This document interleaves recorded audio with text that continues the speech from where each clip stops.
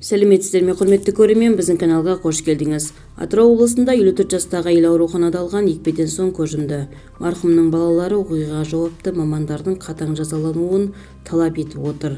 Атырау облысында 54 жастағы әйел ауруханада алған екпеден соң көз жұмды.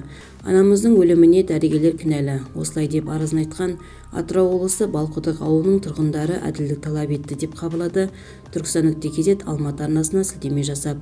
Ем іздеп барып, анафилактикалық шоктан көз жұмған 54 жастағы әйелдің балаларының айтуынша, 16 қазанда аналары бел ауруына шағымданып, орталық ауруханаға барған. Дәрігерлер науқасқа ауырсыну бел омыртқасының остеохондрозы диагнозын қойып, ем тағайындаған. Сол күн ақ халаттылар анама ешбір сынамасыз ине арқылы дәрі салған, дейді баласы. Араға 5 минут салып, аузынан көпірек ағып, қан қысымы төмендеп, сол жерде көз жұмған. Нұсқау бойынша екпені, яғни цефазолинді науқастың ағзасы көтере ала ма жоқ па тексеруі керек. Бірақ медбике нұсқауды орындамай, қан тамыры арқылы система біте бергенде салған. Сағат 11:30 шамасында анамызбен сөйлестік. Ол кезде жағдайы жақсы болған. Біз отбасында 6 баламыз. 54 жастағы анамыздың өліміне 2 дәрігерді кінәлі деп танимын. Барлық құзырлы орган өкілдерінен әділ шешім шығаруын сұраймын, деді марқұмның ұлы Жеткеншек Ислямов. Оқиға болған күні Құрманғазы аудандық полиция бөлімі тарапынан қылмыстық іс қозғалып, сотқа дейінгі тергеп тексеру жұмыстары басталған.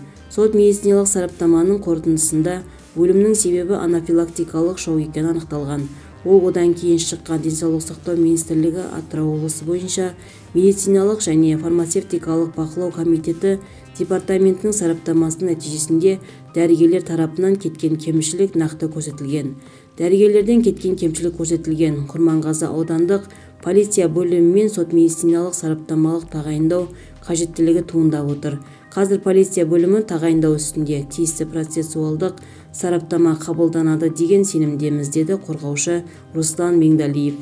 Қазір ем тағайындаған дәрігер мен ем-дом жүргізген медбике жұмысын жалғастырып жатыр екен. Біздің тарапымыздан Құрманғазы аудандық ауруханасы арқылы жауапты мамандарға түрлі тәртіптік шара қолданды.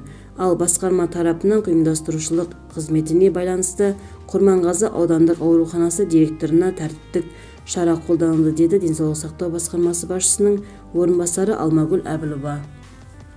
Марқұмның балалары сот сараптамасы расталып, оқиғаға жауапты мамандардың қатаң жазалануын талап етіп отыр. Толығырақ төмендегі сайтымыздан көре аласыздар. Егер де біздің видео ұнаса, подписаться және бір ғана лайк түймесін басып кетулеріңізді сұраймыз. Лайк басқан қолдарыңыз қабатулы қабырғасын ұстауды нәсіп етсін.